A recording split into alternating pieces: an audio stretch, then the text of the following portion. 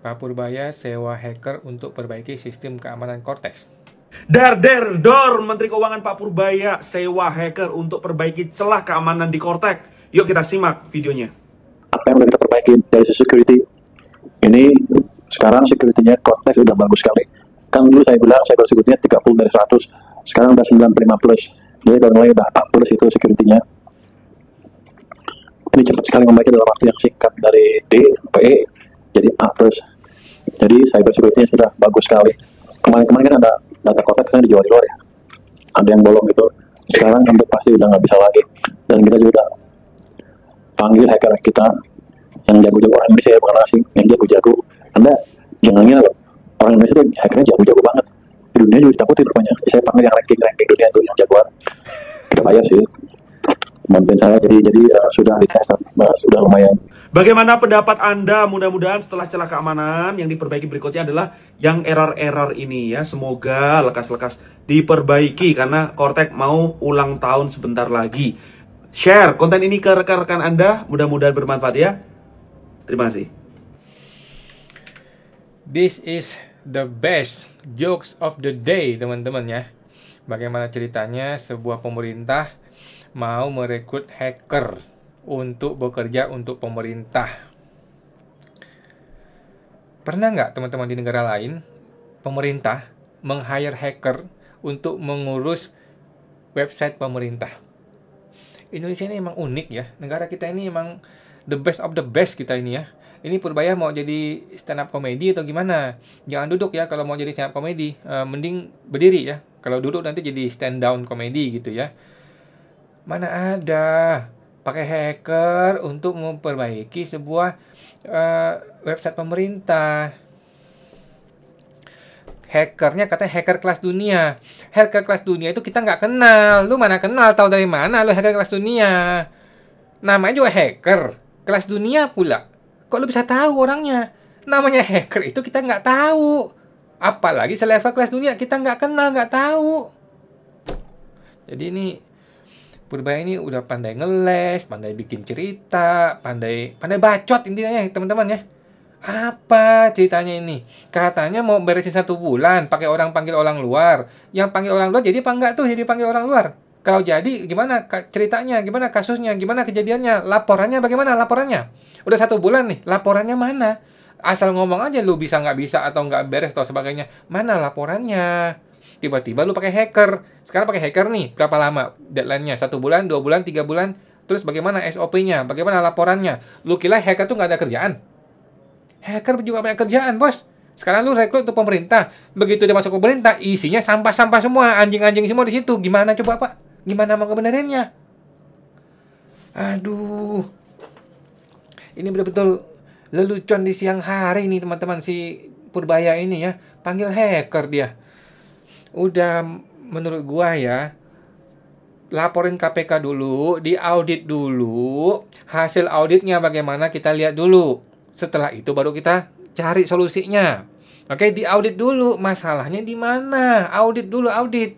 Kemudian setelah diaudit, penjarain dulu Pak orang-orangnya Pak. Dari atas tuh oknum menteri, kemudian oknum dirjen, semuanya Pak dipenjarain dulu Pak. Lempar ke penjara, Bapak rekrut orang baru sebagai orang-orang yang dekat sama Bapak gitu ya. Baru bisa kerja Pak. Sekarang ini Pak Purbaya ini lu itu dikelilingi oleh semua orang-orang tukang garong semua Pak. Tapi di negeri Konoha teman-teman ya, tukang garong di negeri Konoha. Di Indonesia mah kagak ada tukang garong ya. Gitu loh Pak Purbaya. Jadi bersih-bersih dulu Pak, bersihin dulu. Bukan orang kelas KPP 3 raksa, bukan. Kalau mau diberesin, ini lah pentolan-pentolan ini lah, bos-bos ini Pak, mafia-mafia itu lu buang Pak. Dan Cortex adalah kesempatan untuk lu membuang orang-orang ini. Caranya gimana? Diaudit Pak, diaudit gampang Pak. Masa pakai hacker? Aduh, si Purbaya ini. Oke, soal kendala Cortex, Purbaya akui perbaikan tak bisa selesai sebulan ya. Waktu dulu, lu bilang sebulan bisa selesai. Pertanyaan gua, lu bilang gitu dasarnya apa, Pak? Waktu dulu Anda bilang Purbaya ini bilang Cortex bisa selesai 1 bulan, itu dasarnya apa? Dasarnya kan dari ucapan si orang-orang yang mau beresin ini kan? Orang-orang ini hari ini gimana kabarnya Pak? Masih hidup udah mati Pak orang-orangnya Pak? yang bilang hari ini sebulan bisa jadi. Percaya aja kata orang-orang tolol itu ya, Pak Purbaya ya. Percaya tuh sama siapa ya percaya ya? Yang orang-orang lama semua ini. Masih orang lama semua nih yang mengelilingi Pak Purbaya ini, pada nggak beres semua orang-orangnya. Jangan dengerin, Pak. Ibaratnya kata Albert Einstein ya, jangan lu memperbaiki sesuatu dengan cara yang lama. Itu namanya orang gila gitu loh. Jangan Bapak Purbaya mau ngeberesin Kementerian Keuangan tapi masih pakai oknum-oknum yang lama. Gerbongnya mereka ini masih ada di situ, Pak. Mereka ini mafianya, Pak. Kalau Bapak tetap pertahankan mereka, yang kejadian adalah Pak Purbaya dipermainkan gitu loh. Sekarang Pak Purbaya mau bersih-bersih nih. Kan mereka tinggal baku atur nih. Si bos lagi mau bersih-bersih nih. Kita atur yuk supaya begini-begini, tampaknya seperti gini. Semuanya hanya permainan, Pak. Kalau mau ngeberesin, Pak, babat habis, Pak. Babat habis satu angkatan tuh, satu gerombolan tuh dibuang semua, Pak. Itu baru bener, Pak. Sampai hari ini Pak Purbaya masih nggak jelas siapa yang Bapak pecat. Nggak ada tuh yang dipecat itu siapa, omong kosong. Klasteri semua dipecat, Pak. Bos-bosnya mana? Masa dirjennya kagak dapat duit, kan lu orang tolol lu mikir begitu. Tapi di negeri Konoha teman-teman ya. Kalau Indonesia mah dirjennya bagus ya. Lanjut. Sampai Mendagri loh turun tangan merespon urusan data-data Pemda ini ya di bank 233 triliun ya. Kenapa sih mesti Menteri Dalam Negeri yang turun tangan, Pak Purbaya? Pak Purbaya tinggal tunjukin datanya. Pak Purbaya kemarin itu dapat data dari mana? Tunjukin ke publik, kemudian Pemda-Pemda mencocokkan data, siapa yang salah minta maaf. Begitu, Pak, simple, Pak. Jangan ngebacot mulu Pak Purbaya ini. Ya elah Purbaya. Data yang ditampilkan adalah data yang di bulan Agustus, 31 Agustus ya. Sementara data yang dipegang oleh Pak Dedi Mulyadi dan data Kemendagri 2,6 triliun itu di bulan Oktober, artinya sudah dibelanjakan gitu. Jadi saya nggak menyalahkan Menteri Keuangan, tidak ya, juga Bank Indonesia juga tidak, cuma publik perlu paham bahwa data itu berbeda karena waktunya yang berbeda. Nah, harapan saya dalam kesempatan ini, memang betul ada daerah-daerah yang disampaikan Pak Purbaya juga benar. Ada daerah-daerah yang tinggi pendapatannya, tapi belanjanya rendah. Nah, itu yang menjadi sasaran kita. Aduh, Purbaya yang pertama kali ngelempar ucapan itu ke publik. Sekarang dia lepas tangan. Si Deddy Mulyadi udah nantangin loh. Lu mau buka-bukaan? Ayo buka-bukaan. Deddy sudah datangin loh. Si Purbaya bilang ke BI, si Deddy datang ke BI. Purbaya bilang di audit BPK, si Deddy datang ke BPK. Udah ditantangin sama Deddy Mulyadi. Mana si Purbaya? Kabur dia, ngeles mulu. Nggak mau tanggung jawab ucapan dia yang pertama kali bikin ribut ini. Purbaya ini tolong dong ya, gentleman. Kalau salah minta maaf. Datangin si Deddy Mulyadi. Gue pasti senang, gue yakin dia senang nih. Deddy Mulyadi gue yakin senang ya kalau dia datangin ya. Menteri Keuangan datangin dia minta maaf, gue yakin dia senang banget ya. Usai ke BI, Deddy Mulyadi datangin BPK cari tahu info duit Pemda. Mampus lu, rasain lo. Gimana coba sekarang Purbaya? Menurut KDM, upaya ini adalah langkah tepat untuk menjaga keuangan daerah agar belanja dapat bermanfaat bagi kepentingan masyarakat. Luar biasa. Karena kalau dibayarkan 100%, bla bla bla bla bla bla ya. Teman-teman kita lihat. Gubernur Jawa Barat ya, Kang KDM ini ya, untuk datang ke BPK untuk mencari tahu mengenai informasi soal alur kas daerah pada hari ini Jumat 24. Gila loh, Kang Deddy dilawan loh. Ini dewanya media sosial, bos ya. Ini dewanya pencitraan loh. Jangan lo hantam si Deddy ini. Apakah alur kas Pemprov Jawa Barat sudah benar atau tidak? Hal ini terkait dengan polemik data simpanan bla bla bla bla bla. BPK dan BPKP adalah instansi yang berhak melakukan penilaian terhadap kinerja keuangan pemerintah Provinsi Jakbar, Jawa Barat, dan pemerintah Indonesia. Secara administrasi, BPK menentukan benar dan salahnya keuangan. Pak Deddy Mulyadi luar biasa, teman-teman ya. Nah, sekarang gue tanya, mana Purbaya? Mana tanggung jawabnya? Omongan dia bikin ribut. Bikin semua kita kacau balau, semua kita ribut, semua kita jadi saling perang gara-gara ucapannya Purbaya. Gitu loh. Ketika dikonfirmasi, Pak Deddy nih ya, si Deddy Mulyadi berani konfirmasi. Purbaya ngeles, kabur, nggak mau jawab. Bilang datangnya ke BI sono. Didatangin ke sana ke BI. Begitu dia sudah datang ke BI, konfirmasi. Wartawan tanya lagi dong ke Purbaya. Purbaya ngeles lagi. Bisa diaudit BPK tuh. Didatangin ke BPK sama Deddy Mulyadi. Gimana coba sekarang Purbaya? Jadi dua orang ini sama-sama populer, sama-sama mau menggunakan media sosial untuk saling menghantam gitu ya. Tetapi Deddy Mulyadi ini lebih senior ya. Deddy Mulyadi ini sudah punya tim di digital marketing, punya tim kameramen, sudah punya lengkap timnya gitu loh. Nggak sembarangan lu mau hantam Deddy Mulyadi ya. Ini gubernur medsos ini. Dan Deddy Mulyadi sudah membuktikan dia bisa loh ngelawan Purbaya, ya kan? Dia bisa loh mempermalukan Purbaya, itu istilahnya ya, mempermalukan Purbaya di depan seluruh rakyat Indonesia. Dan Purbaya ngeles. Kalau Deddy bisa membuktikan itu, bagaimana gubernur yang lain? Bagaimana musuh-musuh Purbaya yang lain? Mereka akan belajar dari Deddy Mulyadi. Nah, inilah maksud gua, Purbaya harus mengantisipasi hal seperti ini.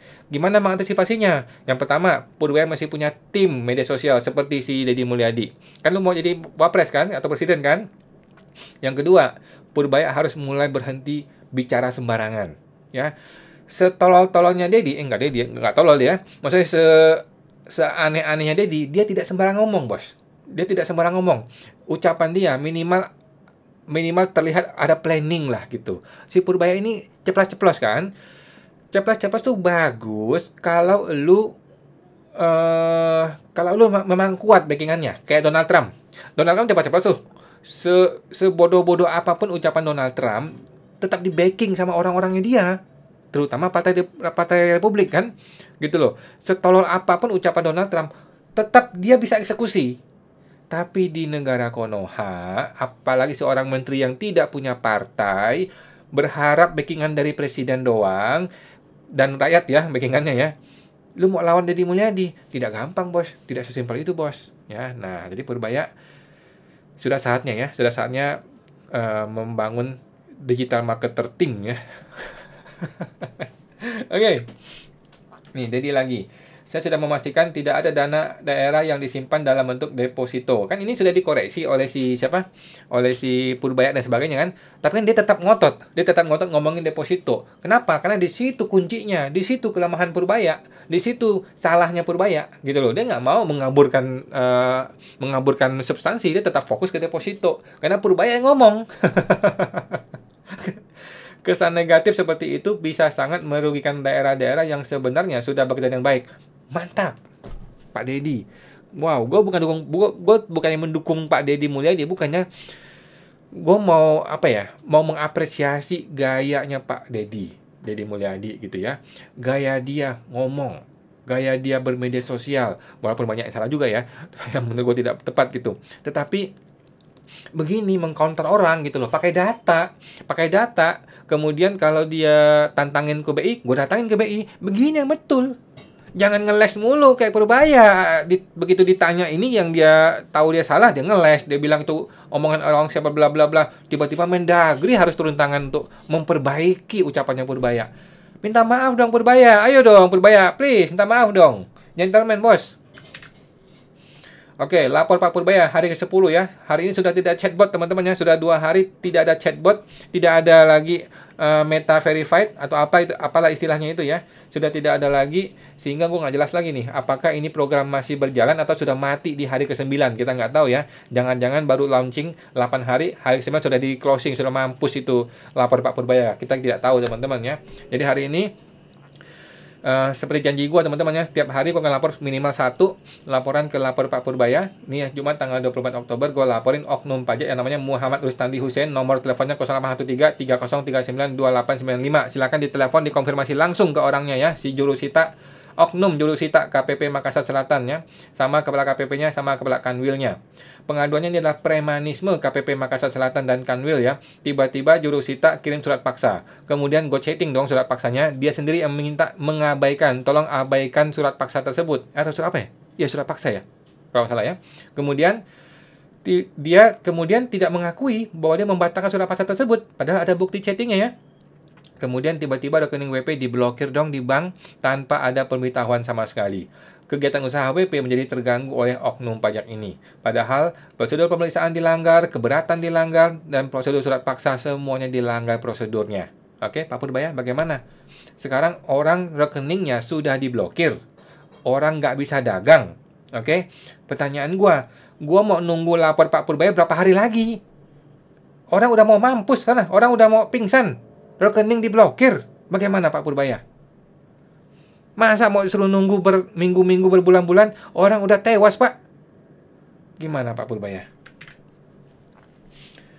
Menke Purbaya janji tak akan lindungi anak buah yang nakal. Janji doang. Mana Pak? Buka dong lapor Pak Purbaya. Udah, buka Pak Purbaya itu diproses. Bagaimana prosesnya? Kita emang ada kerjasama dengan Kejagung kan. Dalam pengertian begini,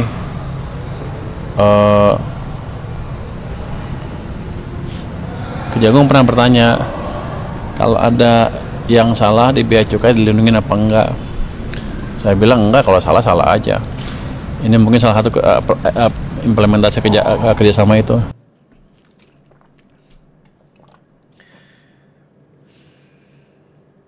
Bukan itu Pak masalahnya Pak. Masalahnya adalah terlalu banyak ketidakpastian hukum di lingkungan Kementerian Keuangan dan DJP yang menyebabkan kita itu wajib pajak mudah diperas. Ketika kita diperas, itu sangat kecil sekali kemungkinan orang itu melawan. Gitu loh. Kalau dia ngelawan, dia malah dimatiin. Kalau dia tidak melawan, win-win solution, bagi-bagi duit, korupsi gitu. Nah, kejaksaan mau masuk lewat mana? Kejaksaan Agung nggak bisa masuk. Kenapa? Datanya dari DJP tidak akan di-share kepada Kejagung. Ini ciri khas DJP teman-teman ya. Ini ciri khas Kementerian Keuangan, ciri khasnya Direktur Jenderal Pajak.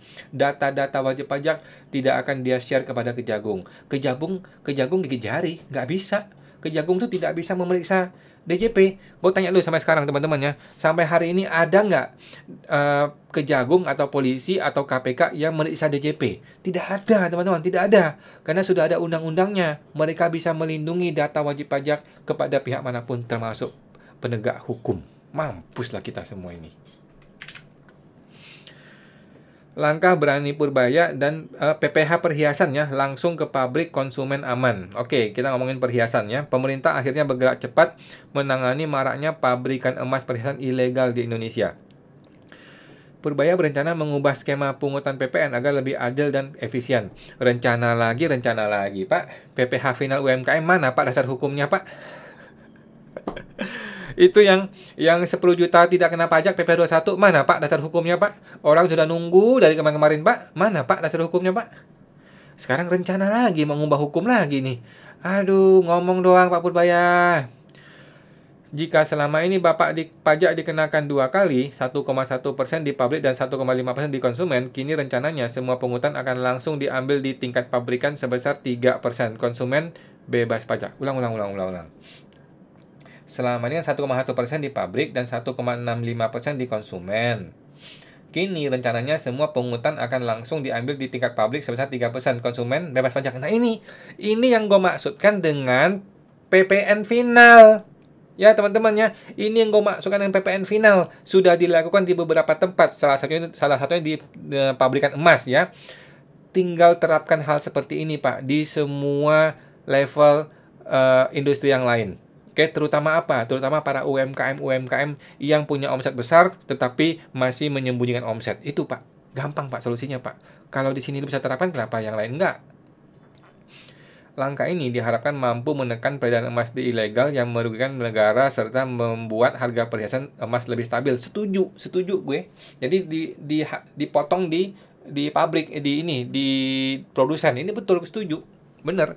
Pertanyaan gue, bagaimana caranya lu menjangkau para para produsen nakal itu? Apakah kebijakan ini cukup kuat untuk menghentikan 90% pabrikan gelap yang selama ini lolos dari pajak? Ayo lo. Oke, kita lihat. Oh, nggak ada lagi ya. Pokoknya bila mobil plat RI 19 mau lewat, segera kasih jalan brother. Mau dia tetot, gue ikhlas loh. Lah, wong dia benar-benar lagi berusaha memperbaiki ekonomi bangsa. Nah, ini salah teman-teman ya. Inilah ciri khas negeri Konoha nih begini teman-temannya. Yang senang kita kasih lewat, yang kita nggak senang kita nggak kasih lewat. Hukumnya nggak mau dilihat, gitu loh. Jangan begitu ya. Kita ini mesti menegakkan hukum apa adanya. Mau kita senang, mau kita nggak senang, mau musuh kita, mau teman kita, semuanya harus dikenai hukum yang sama. Kalau ada hukum yang bilang tidak boleh tetot, maka semuanya harus kena, termasuk orang yang kita sayang ataupun orang yang kita senangi. Gitu loh caranya hukum bekerja di negara hukum. DJP usung dugaan pemalakan wajib pajak oleh oknum KPP 3 Raksa. Oke, kita dengarkan ya. Dirjen Pajak Pak Bimo mengatakan dia telah mengundang pelapor yang pertama kali melaporkan kasus tersebut. Namun, investigasi masih berjalan karena pelapor belum memberikan informasi yang dibutuhkan. Ya, birokrasi lagi, dan birokrasi lagi. Panggil aja, pelapornya panggil, KPP-nya panggil, dudukin di meja di depannya dirjen, tanya A mana, tanya B, tanya C, selesai urusannya. Ini kan omong kosong, ini birokrasi namanya, omong kosong. Lagi kita investigate, belum dapat case-nya dari pelapor, kita sudah undang. Saya belum bisa ini karena dari pelapor belum memberikan informasi. Apa lu? Kata Pak Vincent, udah mengakar dan sulit dicabut, malah sekarang baru diurusin. Ya, mampus. Jadi kan, ini semua hanyalah tipu-tipu aja teman-teman ya. Panggung sandiwara. Jadi dari atas, Kanwil, kepala KPP, sampai bawah semuanya mafia. Mereka ini tinggal baku atur aja, tinggal dikondisikan, seolah-olah ada yang dikorbankan, seolah-olah ada yang mau dipecat. Semuanya omong kosong. Kecuali Pak Purbaya, babat habis nih semua orang brengsek semua ini ya, dibabat habis semua sampah-sampah ini, baru masukin orang-orang baru, orang-orang yang benar, yang berintegritas. Nah, Pak Purbaya punya nggak kemampuan itu? Tapi itu cuma cerita negeri Konoha teman-teman ya. Di Indonesia mah pada bagus semua pejabatnya. Apalagi nih, Menteri mengapresiasi kesepakatan restrukturisasi utang WOS ya, yang dari pihak Cina itu ya, yang jadi 60 tahun ya katanya. Tembus. Oh, oke. Pesan Bila Bapak udah kayak seperti kemarin-kemarin lah, mancing-mancing aja loh. Udah mantap. Mantap. Solusinya udah bagus, mereka udah dapat kesepakatan. Saya nggak ikut campur. Bagus.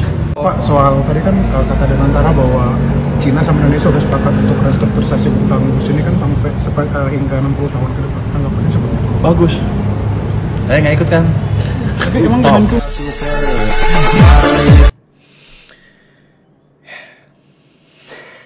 Oke, gue komentar lagi teman-teman ya. Ntar komentar jadi salah lah. Solusi cerdas Menkeu Purbaya atasi dana Pemda yang mengendap. Oke, kita lanjut. Ngomong apa dia? Dana Pemda tidak menumpuk pada akhir tahun. Solusinya apa? Salah satunya adalah dengan membangun sistem transfer dana ke daerah lebih cepat. Solusi ini dihadirkan Purbaya agar aliran dana publik berjalan efektif dan mendorong pertumbuhan perekonomian daerah. Ia menilai percepatan transfer dapat mengurangi kebiasaan Pemda menahan kas di penghujung tahun. Gua setuju ya, gua sepakat. Namun lagi-lagi kita mau mengkritik Purbaya ya.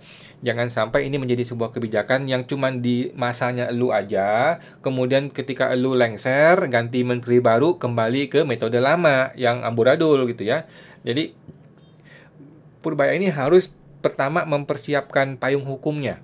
Hukumnya dulu dibenerin, kemudian ada sanksi yang tegas, kemudian eksekusi masih jelas. Nah, 3 ini nih, kalau dilaksanakan, maka ketika Purbaya suatu hari lengser pun, ini barang masih jalan terus gitu loh. Nah, ini kita butuhkan Pak Purbaya ya. Bukan cuma sekedar janji lagi. Purbaya sebut 90% produsen perhiasan tidak bayar PPN. Oke, mana dia? Oh, nggak ada. Karena menurut dia, asosiasi perhiasannya 90% produsennya gelap, maksudnya nggak bayar yang 1,6% PPN ke saya, katanya.